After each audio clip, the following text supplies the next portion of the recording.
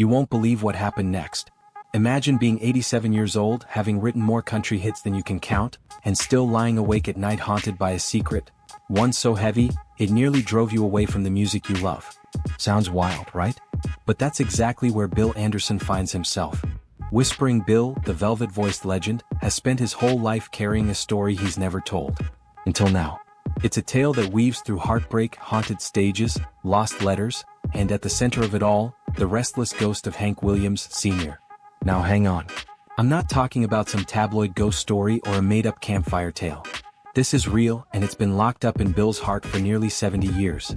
Because long before he was country royalty, before the Opry called him family, Bill was just a shy, thoughtful kid from South Carolina who wanted to be a sports writer. Seriously, sports writer. He barely even liked singing in public at first. He'd scribble down poems and lyrics in between college classes, keeping his dreams hidden. His voice wasn't big and booming, it was soft, buttery, like a late-night radio DJ when the world's asleep. And yet, fate had other ideas. One day, Bill sits down with his guitar and pours every ounce of his loneliness into a song called City Lights. Ray Price records it. The song blows up, #1 everywhere almost overnight. Suddenly, Bill's swept up in the storm of Nashville. But instead of finding peace, he finds himself walking straight into a world full of shadows. None bigger than the legend of Hank Williams, Sr. Let's rewind for a second. Hank Williams wasn't just a singer. He was a force, wild, broken, brilliant, and gone way too soon. Even after his death, folks in Nashville talked about him like he was just outside, ready to walk back in any minute. Not with hero worship. With a kind of nervous awe. Like the Opry itself was still shaking from the storms Hank left behind. So picture Bill, the quiet new kid, hearing all these stories. The fights. The drinking. The nights that turned to dawn before anyone realized Hank was gone. There was this rumor always floating around. Hank once warned a young singer, "You won't last here. This place will chew you up and spit you out." That line got stuck in Bill's head. Then one night, something happened that would change everything. Back in the early 60s, Bill's barely made a name for himself when he finds himself alone, late at night, on the Opry stage. Just him and his guitar. The place is empty, except maybe for something else. He starts playing and suddenly the lights flicker. There's this crackle in the air. And then, no joke, a voice whispers from the shadows, "Don't sing it if you don't live it." Bill turns around. Nobody. He thinks maybe he's just tired. But then it happens again a week later. This time the voice says, "That's what killed me." Now imagine you're Bill. You hear that. You don't tell anybody, right? Nashville wasn't a place where you admitted you were spooked. You kept it to yourself, scribbled it in a journal, maybe told your wife if you trusted her not to think you were losing your mind. But it didn't end there. Bill started having these dreams, same smoky bar, every time with Hank Williams sitting across from him. Hank's eyes are hollow, voice low, telling Bill things like, "You know too much," or "Tell him what I did." But only when they're ready. That's not the kind of dream you just shake off. It started creeping into his songs. If you listen close, Bill's early hits, "Mama Sang a Song," "Still," aren't just love songs. They're like confessions full of regret and longing. Fans called him sentimental. But the folks closest to Bill? They whispered that he was haunted, channeling something from a place most people never visit. But life wasn't just about hit records and applause. Behind the scenes, Bill's marriage was crumbling. His wife, Betty, couldn't take the late nights and the feeling that Bill was slipping away, chasing some ghost that wouldn't let him rest. His kids barely saw him except on TV. All the while, Bill started getting these anonymous letters, typewritten, postmarked from Alabama, signed only with an H. Not threats. Just reminders, "You owe me a story. It ain't over, Bill." At first he laughed it off as a prank. But then, after a 1974 show in Montgomery, a woman hands him an envelope backstage. She says, "This belonged to Hank. He wanted it given to the right one." Inside, 3 handwritten pages, Hank's last song never recorded. The lyrics? They talk about betrayal, spiritual debt, and cursing a young poet before he died. Chilling, right? Bill locks it away. Doesn't show a soul. But his music changes again. In 1985 he releases "When You Leave That Way You Can Never Go Back." Fans love it, but nobody realizes it's ripped straight from those lost pages. Bill himself starts feeling like he's not even writing his songs anymore, like someone or something is guiding his hand. He buys a cabin, isolates himself. His friends start to worry. But Bill just says, "One day I'll tell the world what really happened with Hank," but not until I'm old enough to be believed. And for decades he keeps the secret. He loses his wife to cancer in 1997, and it nearly destroys him.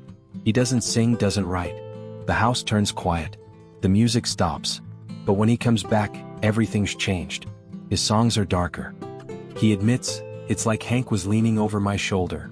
Some people even swear they saw Bill leaving flowers at Hank's grave, talking to thin air, sometimes laughing, sometimes arguing. But the real heart of the story? That letter from Hank.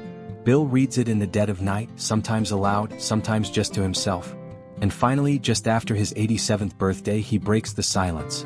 At a quiet fan Q&A, somebody asks, "What's the most personal thing Hank Williams ever said to you?" Bill gets quiet, looks down, then says, "He told me not to follow his path, that I'd end up haunted." People chuckle thinking it's a joke. Bill's face doesn't move. He goes on. "He saw something in me, something dangerous. Said if I leaned too hard into that darkness I'd never make it back." Bill shares even more from the letter. Hank writes that he doesn't expect to live past 30, that his demons are starting to chase him off stage. There's even a story about a shadow man, not a fan, not a stagehand, but something that stood in Hank's dressing room one night, silent, hatless, eyes wide. Hank writes, "I felt like I was being told I was done." That moment, whether it was real or not, changed the rest of Hank's life. But the last line is what sticks with Bill. "If this finds you, don't write me back. Just remember me before the dark took hold." Bill never wrote back, but he kept the letter close, convinced he'd seen the shadow man 3 times in fact. Now Bill Anderson is known for being the calm one. Never a troublemaker. But after his wife passed, he had a night where he just broke. He found Hank's letter again, opened it up, and the words hit him like a punch. Suddenly he's back in his living room, and out of nowhere he sees it, tall figure by the fireplace, no hat, just standing there watching. Bill can't move, can't scream.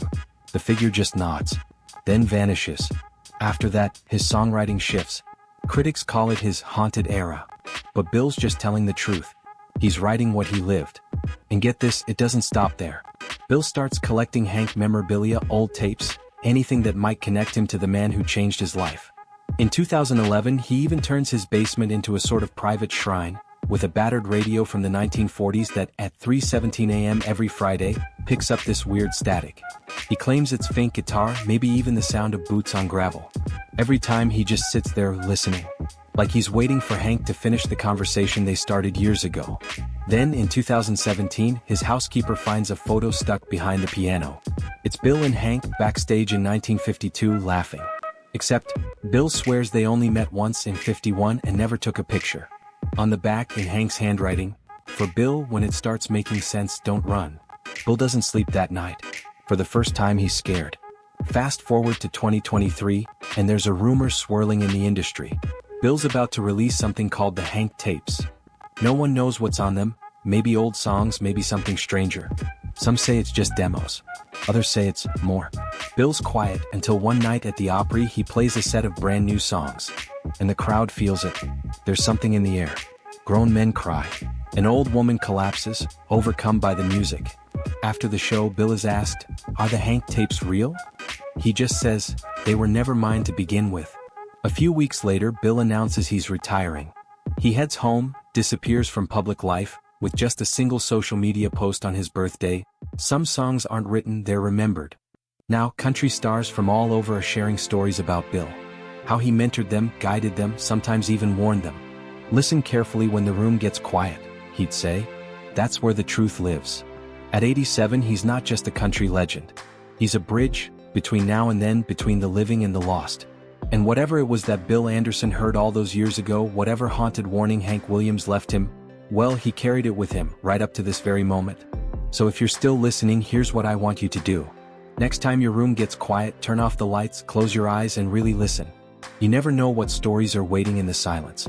If you got goosebumps from this story, hit that like button and subscribe for more true tales from the heart of country music. Who knows? Maybe next time it'll be you catching whispers from the past.